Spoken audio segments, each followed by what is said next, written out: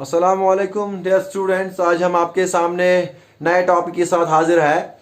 Lecture 13 physics का magnetism. Lecture 13 उसका आज हम नए टॉपिक के साथ आए हैं, वो है DC motor, DC electric motor. ये नया टॉपिक है आज हमारा। अभी तक लेक्चर 12 में आपको याद होगा हमने पढ़ा है, जब हम मूविंग चार्ज को एक करंट मैग्नेटिक फील्ड में डालते हैं या कोई करंट कैरिंग वायर को मैग्नेटिक फील्ड में रखते हैं तो दैट एक्सपीरियंस फोर्स, उस पर फोर्स एक्सर्ट होता है। क्लियर? Very good. अब उसी के बुनियाद पर एक नया टॉपिक आज मैं लेकर आया हूं, DC motor, DC electric motor. Before going into the details or construction or working of the electric motor, first of all we must know what is electric motor. Electric motor होता क्या है? Electric motor होता क्या है, तब जाके उसके बाद हम इसके बारे में जानेंगे। What is electric motor? Electric motor जो है ये एक एनर्जी कन्वर्जन डिवाइस है। एनर्जी कन्वर्जन डिवाइस का मतलब है ये एक फॉर्म ऑफ एनर्जी को दूसरे फॉर्म ऑफ एनर्जी में कन्वर्ट करता है। अब किस फॉर्म को किस में कन्वर्ट करता है वो पर्टिकुलरली अब इलेक्ट्रिक मोटर में हम डिस्कस करने जा रहे हैं। देखो, इलेक्ट्रिक मोटर जो होता है वो ये एक ऐसा डिवाइस है जो इलेक्ट्रिक एनर्जी जो हम इसको सप्लाई करते हैं, इलेक्ट्रिक एनर्जी को कन्वर्ट करता है दूसरे फॉर्म एनर्जी में, जिसको हम मैकेनिकल एनर्जी बोलते हैं, उसको हम बोलते हैं इलेक्ट्रिक मोटर। तो इलेक्ट्रिक मोटर क्या है? ये एक एनर्जी कन्वर्जन डिवाइस है। Energy conversion device. अब कौन सी एनर्जी किस में कन्वर्ट करता है? तो यहां पर मैं लिखूंगा device. It's a device which converts, which, शाबाश, किसको कन्वर्ट करता है? Electrical energy into mechanical energy. शाबाश। एक ऐसा डिवाइस है इलेक्ट्रिक मोटर, ये एनर्जी को, इलेक्ट्रिक एनर्जी जो हम इसको सप्लाई करते हैं, इनपुट जो हम इसको देते हैं, वो इस इलेक्ट्रिक एनर्जी को कन्वर्ट करता है दूसरे फॉर्म एनर्जी में, जिसको हम बोलते हैं मैकेनिकल एनर्जी। मैकेनिकल एनर्जी में ही कन्वर्ट इसको करता है। So the device that we are which converts electrical energy into mechanical energy is known as electric motor. उसको हम बोलते हैं क्या? Electric motor. अब कौन सा ये असूल यूज करता है, कौन सा प्रिंसिपल ये यूज करता है, कौन सा फिजिक्स का ये लॉ या प्रिंसिपल यूज करता है जिससे ये मुमकिन है कि ये इलेक्ट्रिकल एनर्जी हम कन्वर्ट कर सकते हैं मैकेनिकल एनर्जी में? तो वही प्रिंसिपल यहां पे यूज करेगा फिर इलेक्ट्रिक मोटर। अब वही हम जानने की कोशिश करेंगे कि कौन सा प्रिंसिपल है जो इसको फैसिलिटेट करता है to convert electrical energy into mechanical energy. यानी कौन सा प्रिंसिपल है जो इलेक्ट्रिक मोटर है वो यूज करता है। What is the principle of electric motor? तो अब हम देखेंगे what is the principle of electric motor. Principle क्या है इसका? देखो,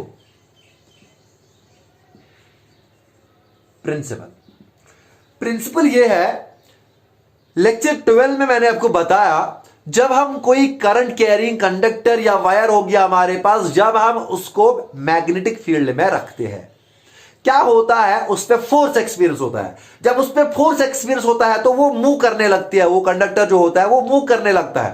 that will begin to move, क्योंकि जब किसी भी बॉडी पे फोर्स एक्ट होता है तो वो टेंड करता है कि अपनी स्टेट ऑफ जो उसकी मोशन होगी, चाहे वो रेस्ट हो चाहे वो मोशन हो, चेंज होती है।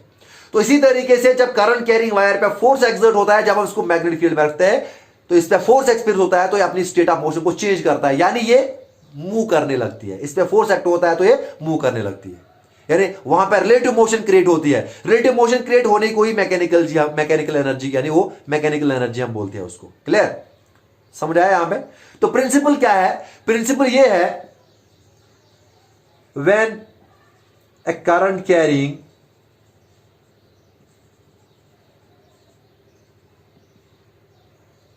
conductor is placed, जब हम करंट कैरिंग कंडक्टर को किस में रखेंगे? शाबाश, in a magnetic field. In a magnetic field it experiences force.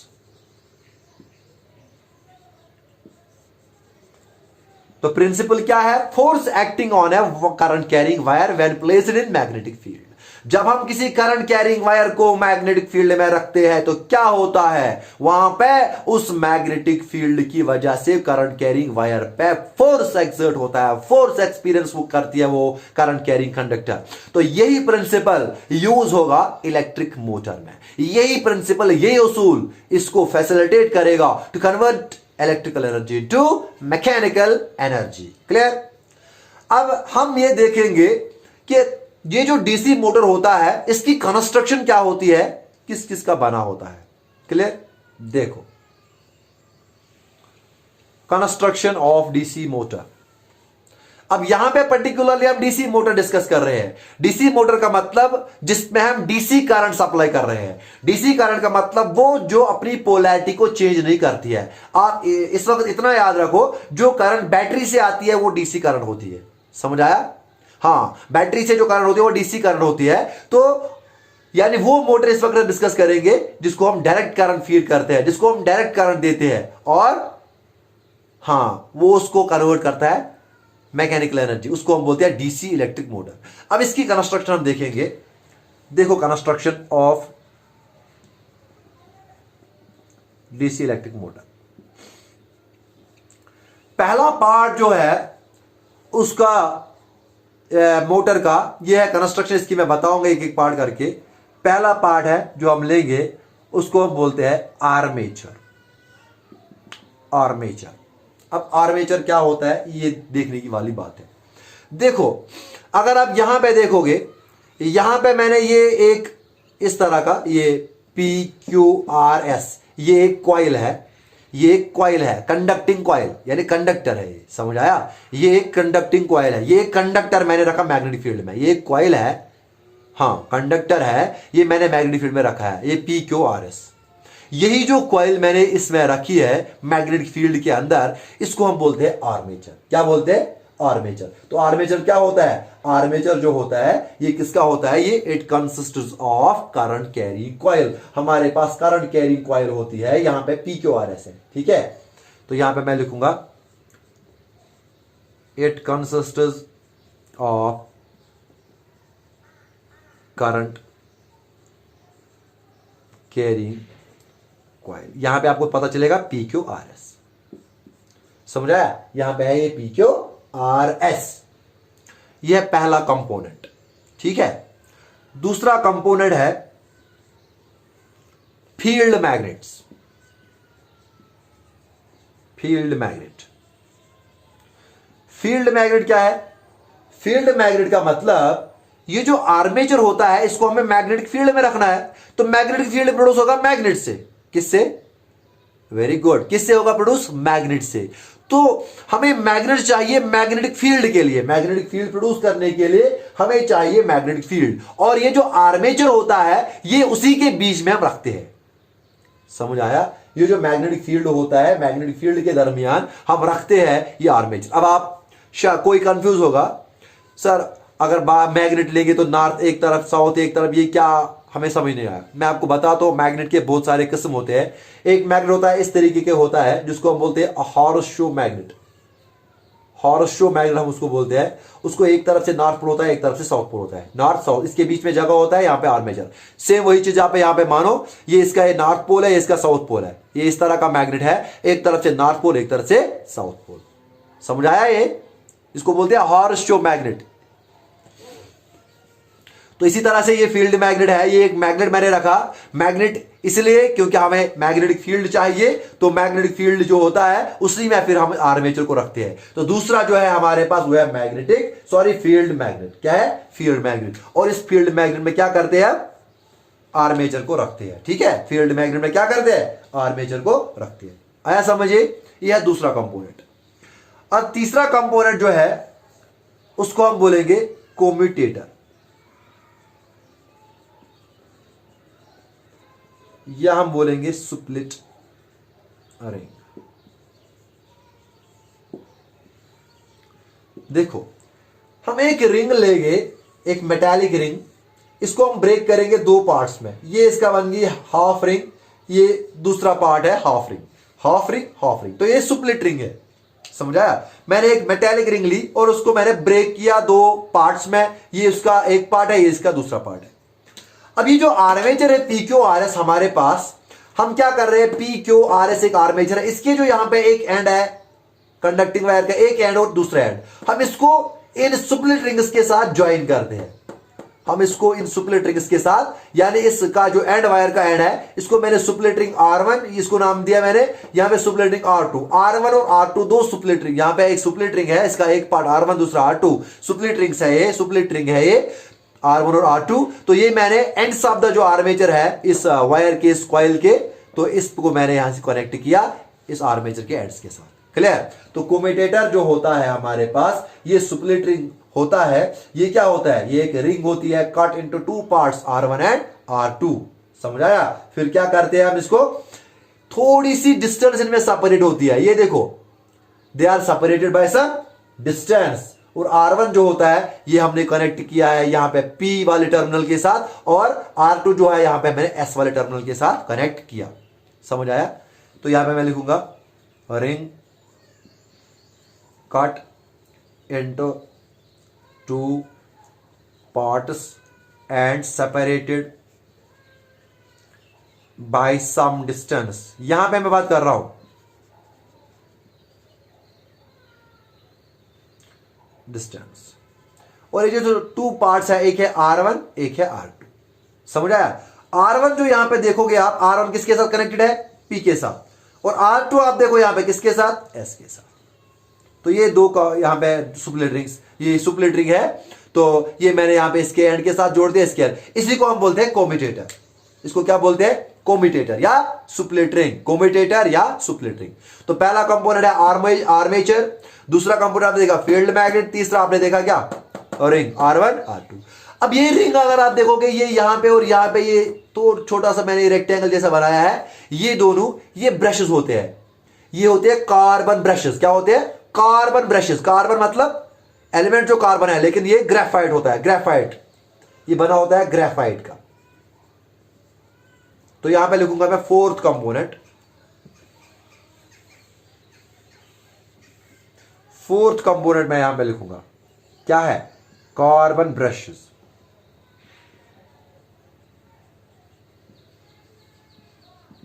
समझ आया? ये कार्बन ब्रशेस होते हैं। कार्बन ब्रशेस क्या होते हैं, यहां पे मैंने इसका नाम रखा B1 और B2, तो यहां पे मैं लिखूंगा इसको B1 B2, B1 और B2, कार्बन ब्रशेस B1 और B2। अब ये ब्रशेस क्या होते हैं, ये किस लिए होते हैं, ये होते हैं स्लाइडिंग कंटैक्ट्स बनाने के लिए।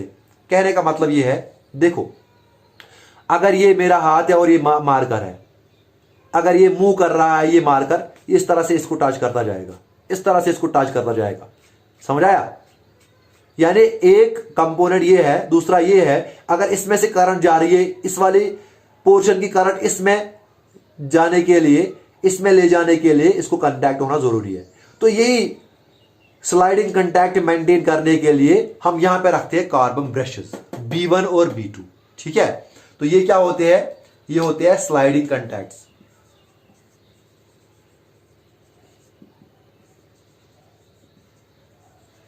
ये क्या होते हैं, स्लाइडिंग, हाँ कार B1 जो होते हैं स्लाइडिंग कांटेक्ट्स, किसके बने होते हैं, मेड ऑफ ग्रेफाइट।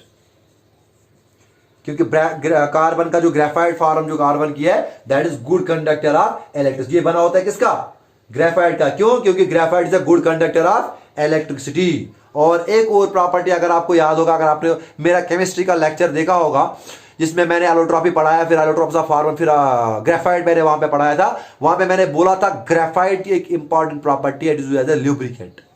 तो यहां पे एक और चीज वो है कि ये एक सेल्फ ल्यूब्रिकेंट यूज होता है। एक कार्बन ब्रश स्लाइडिंग कांटेक्ट को मेंटेन करते हैं, ग्रेफाइट का बना होता है, और ये क्या होते हैं, एंड प्रोवाइड सेल्फ ल्यूब्रिकेशन। तो यहां पे एंड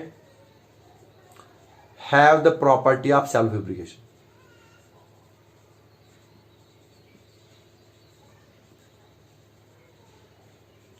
यानी अब अगर यहां पे ब्रश तो रिंग्स के दरमियान कांटेक्ट है, हमें कोई लुब्रिकेंट यूज नहीं करना पड़ता है। क्यों? क्योंकि जो ग्रेफाइट होता है ये सेल्फ लुब्रिकेंट, खुद ही लुब्रिकेंट का काम देता है। एक तो ये ब्रशेस का काम, ये स्लाइडिंग कांटेक्ट देता है, स्लाइडिंग कांटेक्ट मेंटेन करने के लिए, वो भी आपको पता चलेगा। दूसरा ये कि ये सेल्फ लुब्रिकेंट एज यूज होता है, यानी ये खुद से लुब्रिकेंट का काम भी देता है। तो ये था जो ब्रशेस B1 और B2 हमारे पास होते हैं। और ये जो ब्रशेस B1 B2 हमारे पास होते हैं, ये होते हैं स्टेशनरी। क्या होते हैं? स्टेशनरी, यानी ये रेस्ट में होते हैं, ये एक ही पोजीशन पकड़ के रखते हैं, ये अपनी पोजीशन को चेंज नहीं करते हैं। They are always at rest. जो कार्बन ब्रशेस होते हैं B1 और B2 जो होते हैं, जो स्लाइडिंग कंटैक्ट होते हैं, ये हमेशा क्या होते हैं? रेस्ट में होते हैं। क्या होते हैं? Along with external circuit. ये जो हमारा एक्सटर्नल सर्किट है, बैटरी एक्सटर्नल सर्किट है, और एक्सटर्नल सर्किट के साथ साथ ये जो ब्रशेस होते हैं B1 और B2, ये भी स्टेशनरी होते हैं। समझ आया? और ये स्लाइडिंग कंटैक्ट करते हैं R1 R2 के साथ, क्योंकि R1 R2 जो है आर्मेचर के साथ कनेक्ट है, वो अभी देखेंगे आप, वो मूव करने लगेगा, तो इसके लिए इसको स्लाइडिंग कंटैक्ट करना जरूरी है। ठीक है, समझ आया? तो ये ब्रशेस है B1 B2। तो ये स्लाइडिंग कंटैक्ट मेंटेन करने के लिए, और इसकी एक और प्रॉपर्टी है, सेल्फ लुब्रिकेंट यूज की प्रॉपर्टी भी देता है, और ये स्टेशनरी होता है। ये होता है फोर्थ कंपोनेंट डीसी मोटर का, जिसको हम बोलते हैं कार्बन ब्रशेस। अब जो फिफ्थ कंपोनेंट है वो है बैटरी। बैटरी क्या करता है? करंट देती है। फिफ्थ कंपोनेंट जो है वो है बैटरी।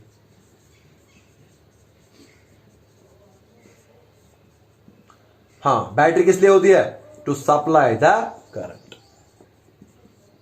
हम डीसी मोटर पढ़ रहे हैं, तो to supply the DC current.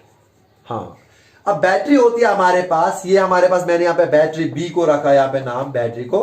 तो ये क्या करता है? ये सप्लाई करता है करंट, ये सप्लाई करता है, शाबाश। बी क्या देता है? सप्लाई करता है करंट एक्सटर्नल सर्किट के थ्रू, इस आर्मेचर को करंट फीड करता है, लेकिन through carbon brushes. Carbon brushes जो B1 B2 है, जो स्लाइडिंग कंटैक्ट मेंटेन करते हैं, इसी कार्बन ब्रशेस के थ्रू ये करंट पास होती है आर्मेचर के पास। समझाया? तो इसका मतलब कार्बन ब्रशेस जो होते हैं, ये क्या करते हैं? यहां से करंट एंटर होती है। हाँ, रिंग R1 जो होती है, R1 से करंट एंटर होती है आर्मेचर में, लेकिन किसके थ्रू? B1 ब्रश के थ्रू। और R2 जो है कनेक्ट है रिंग, सुप्लिट रिंग R2 इस आर्मेचर के साथ, तो ये यहां से करंट लीव करती है, आर्मेचर जो इसमें से पास होती है, यहां से लीव करती है करंट, और फिर जाती है ब्रश 1 ब्रश B2 की। यानी ब्रश B1 जो है, यहां से करंट जाती है आर्मेचर की तरफ, और जहां पे ब्रश B2 है, यह कलेक्ट करता है करंट को जो आर्मेचर से आती है। समझ आया? तो ये थे 5 components of DC motor, electric motor. तो इलेक्ट्रिक मोटर में आपको यह पता चला, it comprises of 5 main components. It comprises of 5 main components. एक आर्मेचर, शाबाश। दूसरा फील्ड मैग्नेट। तीसरा सुप्लिट रिंग या कम्यूटेटर। चौथा carbon brushes, and fifth one is the battery, that supplies the current through carbon brushes B1 and B2. Clear? अब ये जो आपने कंस्ट्रक्शन पढ़ा, अब ये कंस्ट्रक्शन इलेक्ट्रिक मोटर की है, लेकिन अब हम देखेंगे इसकी वर्किंग, किस तरह ये काम करता है। How does it work? किस तरह ये इलेक्ट्रिक एनर्जी को मैकेनिकल एनर्जी में कन्वर्ट करता है। समझ आया? How does it work? How does it converts electrical energy to mechanical energy? अब वो चीज हम यहां पे देखेंगे, वो इसकी वर्किंग हम देखेंगे। सो अब हमारा जो नेक्स्ट है, that is working of electric motor. Working,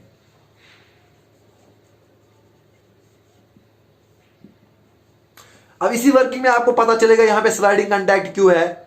समझ आया? देखो, अब देखो मैंने क्या किया, ये फील्ड मैग्नेट आर्मेचर बैटरी है। सपोज करो मैंने बैटरी को ऑन किया, शाबाश, मैंने बैटरी को ऑन किया, और ये जो आर्मेचर है, सपोज करो ये हॉरिजॉन्टल प्लेन में लाई कर रहा है। सपोज करो आर्मेचर हॉरिजॉन्टल प्लेन में लाई कर रहा है, हॉरिजॉन्टल प्लेन। सपोज करो आर्मेचर हॉरिजॉन्टल बोर्ड पे लाई कर रहा है, इस तरीके से। मानो ये जो मेरा हाथ है, ये आर्मेचर है। समझाया? यानी एक वायर यहां से फिर जाती है, फिर यहां से आती है। क्लियर? आया समझ आपको? शाबाश। तो ये है आर्मेचर हॉरिजॉन्टल प्लेन में लाई कर रहा है। अब मैं क्या करता हूं, मैं करता हूं काम, मैं अगर यहां पे इसको हमने की ज्वाइन की, यहां पे की रखी है, हम की को ऑन, जब की को क्लोज करेंगे, यानी करंट फ्लो होने लगेगी। जब हम की को क्लोज करेंगे, जब हम की को क्लोज करेंगे, तो current begins to flow, current begins to flow. जब करंट फ्लो होने लगी, तो ये है, यहां से देखो, ये है पॉजिटिव, यहां से है नेगेटिव। तो करंट पॉजिटिव से नेगेटिव जा रही है, तो ये इस डायरेक्शन में करंट जा रही है, तो करंट यहां से जा रही है। समझाया? वो समझाया ये? शाबाश। यहां से करंट जा रही है। अब कंफ्यूज मत होना, मैंने आपको अभी बोला था कि यहां से करंट मतलब इसमें एंटर हो रही है, यहां से बाहर निकल रही है, करंट लीव हो रही है। वो डिपेंड करता है असल में बैटरी की पोजीशन की। अगर यहां पे इस तरफ हम पॉजिटिव रखेंगे तो यहां से करंट एंटर होगी, अगर यहां से पॉजिटिव हमने रखा तो यहां से करंट एंटर होगी। लेकिन जनरल में आपको याद रखना है B1 B2 ब्रशेस जो होते हैं ये होते हैं जहां से करंट एंटर होती है आर्मेचर में और करंट जहां से वापस आ जाती है, लीव करती है ऐसे आर्मेचर में से। समझ आया ये? ठीक है। अब देखो यहां से मैंने की को मैंने क्लोज किया, current begins to flow from positive to negative, तो यहां से करंट जा रही है। अब करंट आ रही है कार्बन ब्रश B2 से पहले, तो कार्बन ब्रश B2 में से करंट पास हुई। अब देखो कार्बन ब्रश B2 जो है किसके साथ कनेक्टेड है? हाँ, स्लाइडिंग कंडक्ट किसके साथ है? R2 रिंग के साथ। शाबाश, किसके साथ? R2 रिंग के साथ। जब इसको R2 रिंग के साथ कनेक्शन है तो इसका मतलब यहां से करंट इसमें पास हुई, क्योंकि ये मेटालिक रिंग है, तो यहां करंट इस R2 रिंग में पास हुई। फिर ये कनेक्ट है इस आर्मेचर वायर के साथ, कंडक्टर के साथ, तो करंट इस डायरेक्शन में ऊपर जाएगी, तो करंट इस डायरेक्शन में जा रही है ऊपर, S से R, फिर यहां से आएगी, फिर यहां से आएगी, फिर यहां से, फिर R1 तक पहुंची, R1 से फिर कंटैक्ट यहां, तो यहां पहुंचेगी करंट। क्लियर? फिर यहां से। अब आया समझ आपको? ये मैं दिखा रहा हूं इंस्टेंट डायग्राम। अगर इस पोजीशन पे, हॉरिजॉन्टल पोजीशन पे हमने इस आर्मेचर को रखा तो ये होगी direction of current. Clear? Very good. अब देखो करंट जब फ्लो हुई, ये है एक कंडक्टर। शाबाश, ये भी है कंडक्टर, ये तो एक ही कंपोनेंट है, लेकिन यहां से करंट जा रही है ऊपर की तरफ, यहां करंट जा रही है नीचे की तरफ। समझ आया? और जो मैग्नेटिक फील्ड होता है वो हमेशा नॉर्थ से साउथ, शाबाश, नॉर्थ से साउथ, यानी मैग्नेटिक फील्ड की डायरेक्शन ये है। This is the direction of magnetic field, north से साउथ, ये डायरेक्शन ऑफ मैग्नेटिक फील्ड। अब ये हम स्प्लिट कर सकते हैं एक एक हिस्सा लेके। ये मानो एक कंपोनेंट एक करंट कैरिंग कंडक्टर है, ये भी एक करंट कैरिंग कंडक्टर है, ये भी एक करंट कैरिंग कंडक्टर है, ये हर एक कंपोनेंट एक करंट कैरिंग कंडक्टर है जो मैग्नेटिक फील्ड में है। ये वाला हम नहीं लेंगे जो हम मैग्नेटिक फील्ड में हमारे पास है। क्लियर? समझ आया? अब क्या होगा जब करंट फ्लो हुई, ये मैग्नेटिक फील्ड में प्लेस्ड है, तो क्या होगा? ये जो करंट कैरिंग वायर है इस पे फोर्स एक्सपीरियंस होगा। Very good. Same case will be observed in this case, same case will be observed in this case. इस वाले पे फोर्स एक्सर्ट होगा, इस वाले पे फोर्स एक्सपीरियंस होगा। अब इस वाले पे फोर्स जो एक्सपीरियंस होगा वो जीरो होगा, क्योंकि याद अगर होगा आपको, मैंने बोला था it depends on sine theta. तो यहां पे अगर आप एंगल देखोगे बी और आर के, इस वाले के दरमियान वो है, ये प्लेस्ड है किसके दरमियान? ये 0 डिग्री है ना एंगल। समझ आया? तो इसका मतलब साइन 0 0 होता है, तो इसका मतलब यहां पे ये जो फोर्स होगा इस वाले कंपोनेंट पे, आर क्यू पे जो फोर्स होगा वो होगा 0। लेकिन अब यहां पे एस आर ऊपर की तरफ करंट जा रही है, क्यू आर नीचे की तरफ करंट जा रही है, इस पे फोर्स एक्सर्ट होगा, इस पे फोर्स एक्सर्ट होगा, एक्सपीरियंस होगा। अब वो किस डायरेक्शन में फोर्स एक्सपीरियंस होगा? अब आपको तो वो पता है, जो फोर्स होगा वो होगा BIL sin थीटा। इस वाले के पे जो फोर्स एक्सपीरियंस होगा, जो इस वाले पे होगा वो भी होगा BIL sin थीटा। लेकिन हमें इस वक्त मैग्नीट्यूड की जरूरत नहीं है, हम इस वक्त सिर्फ इतना जानेंगे कि फोर्स की जो डायरेक्शन होगी वो किस डायरेक्शन में होगी, किस डायरेक्शन में फोर्स यहां पे एक्सपीरियंस होगा, SR पे और QP पे। क्लियर? देखो, वो डायरेक्शन जानने के लिए मैंने आपको एक रूल बताया था, फ्लेमिंग्स लेफ्ट हैंड रूल। याद है आपको? फ्लेमिंग्स लेफ्ट हैंड रूल मैंने आपको बताया। क्या आपको अपना लेफ्ट हैंड लेना है, आपको अपना, और लेफ्ट हैंड के 3 फिंगर्स, 4 फिंगर, सेंट्रल फिंगर और थंब लेना है। 4 फिंगर को आपने पॉइंट करना है in the direction of magnetic field, इसको in the direction of current, central finger को, थंब देगा direction of force. Clear? Very good. करो यही रूल आप इस वाले पे अप्लाई। देखो, करंट की डायरेक्शन ऊपर, ये करंट की डायरेक्शन ऊपर, और ये है मैग्नेटिक फील्ड की डायरेक्शन, मैग्नेटिक फील्ड की डायरेक्शन ये है, मैग्नेटिक फील्ड की डायरेक्शन, करंट की डायरेक्शन ऊपर, तो हम मेरा जो है पॉइंट नीचे की डायरेक्शन पॉइंट कर रहा है, तो यानी इस वाले पोर्शन पे SR पे जो फोर्स एक्सपीरियंस होगा वो नीचे की तरफ होगा, यानी फोर्स जो होगा वो नीचे की तरफ होगा, फोर्स जो होगा वो नीचे की तरफ होगा, बोर्ड के नीचे की तरफ। यानी देखो, अगर ये आर्मेचर है, ये जो यहां पे फोर्स होगा वो नीचे की तरफ होगा, इस तरफ, समझ आया, नीचे की तरफ फोर्स। Clear, very good. अब इसके बाद देखो क्या होगा, इसके बाद अब क्यू आर अगर आप लेंगे, क्यू आर में डायरेक्शन ऑफ करंट नीचे की तरफ है, तो अप्लाई करो, ये है नीचे की तरफ डायरेक्शन, ये है मैग्नेटिक फील्ड, ये है थंब ऊपर की तरफ, तो यहां पे फोर्स होगा ऊपर की तरफ। शाबाश। अब ये आर्मेचर है, इसके आपने दो, एक है एस आर, एक है क्यू पी, इन दो को स्टडी करो आप। क्या होता है, जो एस आर होगा उस पर जो फोर्स एक्सपीरियंस होगा वो नीचे की डायरेक्शन में एक्सपीरियंस होगा, down, in the downward direction, and जो क्यू आर पे फोर्स एक्सपीरियंस होगा that will be in the upward direction. अब मैं दिखाऊंगा आपको, देखो अगर ये आर्मेचर है यहां नीचे की तरफ, यहां ऊपर की तरफ, तो ये जो आर्मेचर है ये इस तरफ रोटेट होगा, क्योंकि यहां नीचे यहां ऊपर, तो ये इस तरफ रोटेट होगा। क्लियर, समझ आया, यानी ये इस तरफ रोटेट होगा। आया समझ आपको, ये जो आर्मेचर है ये अब इस तरफ रोटेट होने लगेगा, यानी ये अब इस तरफ रोटेट होने लगेगा, ये आर्मेचर इस तरफ रोटेट होने लगेगा। रोटेट होने का मतलब क्या है, रोटेट होने का मतलब क्या है, हमने करंट दी, जब हमने करंट दी तब जाके इस पे फोर्स एक्सपीरियंस हुआ, तब जाके इस पे एक्सपीरियंस फोर्स हुआ, और तब जाके रोटेट हुआ। अगर हम करंट नहीं देते तो ये रोटेट नहीं होता। रोटेट होना क्या हुआ कि एनर्जी जो है वो मैकेनिकल एनर्जी अब हमारे पास है, क्योंकि जब रिलेटिव मोशन होगी तो मैकेनिकल एनर्जी है। क्या है, तो यहां पे अब आर्मेचर जो है वो मूव करने लगा, आर्मेचर यहां पे अब मोशन दिखा रहा है, रोटेट होने लगा है, तो यहां पे आर्मेचर जो है वो रोटेट होने लगा है because of current, because of, तो करंट हमने दी, करंट की वजह से वो रोटेट हुआ। तो इसका मतलब इलेक्ट्रिक एनर्जी हमने सप्लाई की और वो रोटेट होने लगा, वो कन्वर्ट हुई, वो जो एनर्जी है वो मैकेनिकल एनर्जी में कन्वर्ट हुई, और इस तरीके से ये इलेक्ट्रिकल एनर्जी को मैकेनिकल एनर्जी में कन्वर्ट करता है, और इसी को हम बोलते हैं मोटर। यहां पे हम डीसी मोटर की बात कर रहे थे, तो डायरेक्ट हम करंट हमने इसमें सप्लाई की, तो ये इस तरह से रोटेट हुआ, इलेक्ट्रिक एनर्जी जो है मैकेनिकल एनर्जी में कन्वर्ट हुई। तो ये है पहला, फर्स्ट हाफ ऑफ रोटेशन होगा। तो क्या होगा, जब इसमें करंट चली गई तो इस तरह से रोटेट होगा। क्लियर।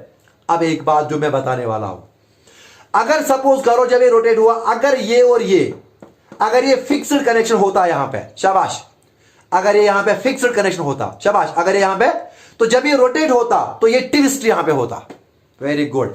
अगर ये फिक्स्ड यहां पे कनेक्शन होता तो जब ये रोटेट होता तो यहां पे ये ट्विस्ट होता, यानी यह तार वल्न, यह किन्न, तो ये ट्विस्ट होता। जब ये ट्विस्ट होता तो हमारे पास ये फिर आर्मेचर और ये आपस में शॉर्ट सर्किट हो जाता, तो हमारे पास मोटर नहीं होता फिर। क्लियर। अब इन्होंने क्या किया है, यहां पे R1 और R2 को सिर्फ स्लाइडिंग कांटेक्ट रखा है, यानी ये स्लाइड कर सकता है, ये रोटेट हो सकता है और स्लाइड कर सकता है, यानी अपनी पोजीशन को यहां से यहां तक भी ला सकता है। यानी सपोज करो अगर ये यहां पे है R1 रिंग, दिखा रहा हूं, अगर ये यहां पे R1 रिंग है, जब ये रोटेट हुआ इस तरह, तो ये R1 रिंग यहां B2 के साथ होगी, जो R2 रिंग होगी वो अभी इसके साथ कांटेक्ट होगा। तो फर्स्ट हाफ ऑफ रेवोल्यूशन में क्या होता है, ये इसने यहां पे नीचे की तरफ फोर्स है, यहां पे ऊपर की तरफ, तो ये इस तरफ रोटेट हुआ। क्लियर।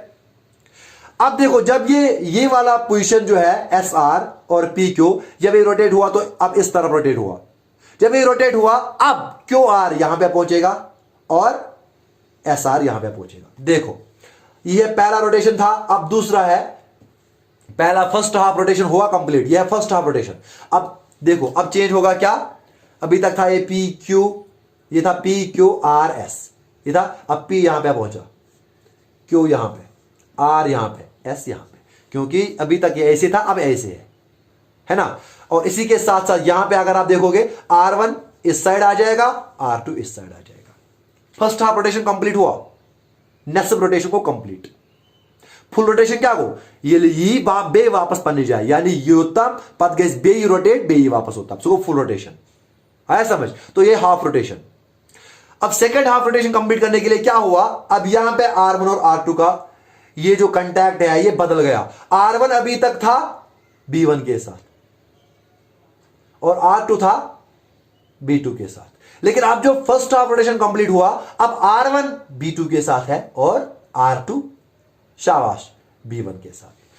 करंट तो यहां एक्सटर्नल सर्किल में तो एक ही डायरेक्शन में है, तो करंट इसी डायरेक्शन में आ रही है, फिर से इसी डायरेक्शन में। फिर से जो अब PQ है, अब PQ में जो करंट है वो ऊपर की तरफ जा रही है। अभी तक PQ यहां पे था, इसमें नीचे की तरफ थी करंट, और SR यहां पे था, इसमें ऊपर की डायरेक्शन। तो हां, इस तरफ ही रोटेट करता था क्लॉकवाइज। क्लियर?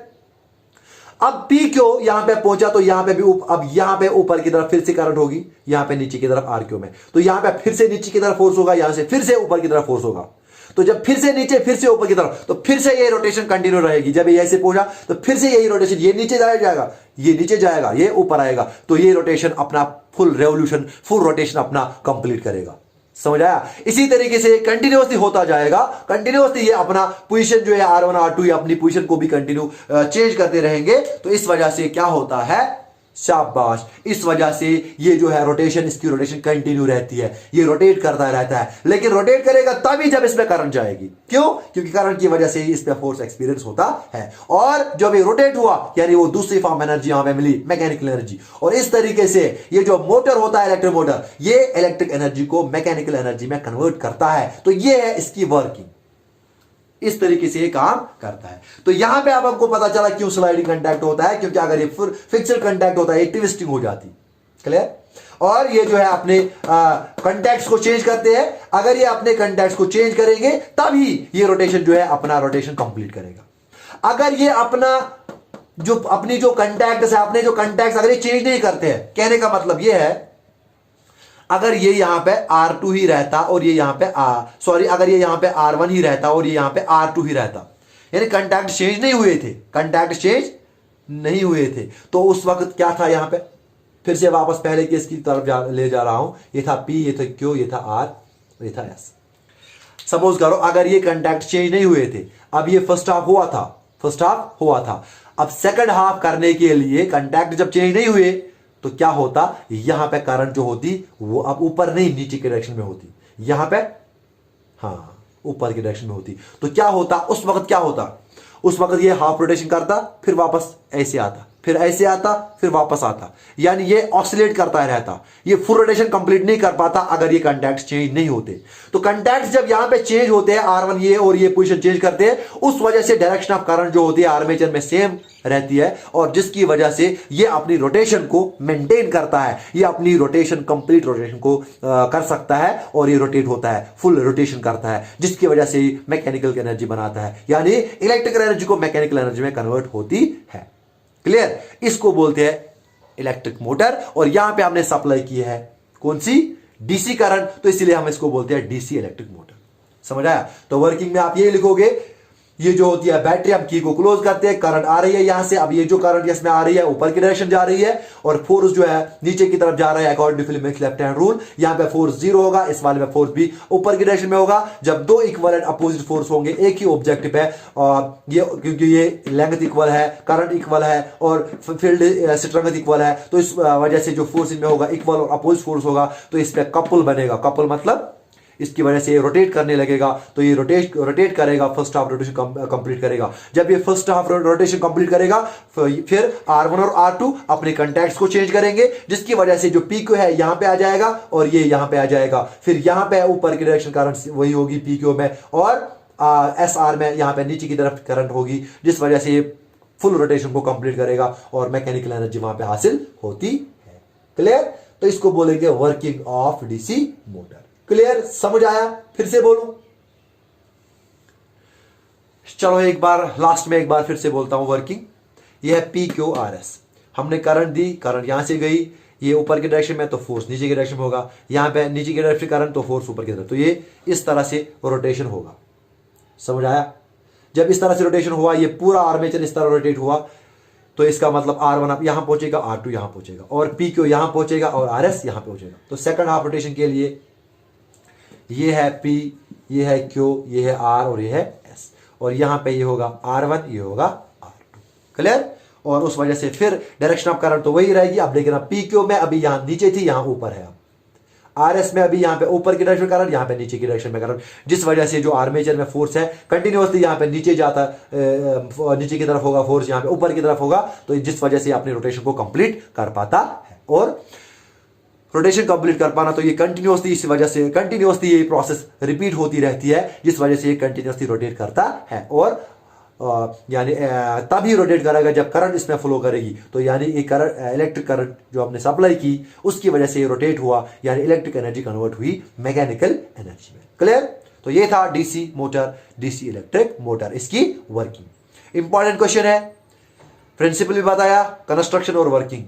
तो उम्मीद है आपको समझ आया होगा। अगर फिर भी आपको कोई कंफ्यूजन रहा तो आप मुझे कमेंट सेक्शन में बता सकते हो, या व्हाट्सएप जो ग्रुप है हमारा उसमें भी बता सकते हो। Thank you very much.